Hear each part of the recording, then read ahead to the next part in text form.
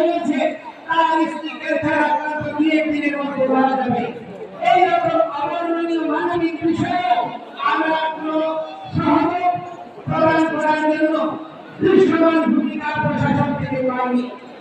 আমি চট্টগ্রামের কৃতি সন্তান বিশ্বনাথের ডক্টর মোহাম্মদ ইউনূসকে বলল, আপনি দেশের পরিবর্তন আনতে চেয়েছেন, আমরা পরিবর্তনের সমর্থক।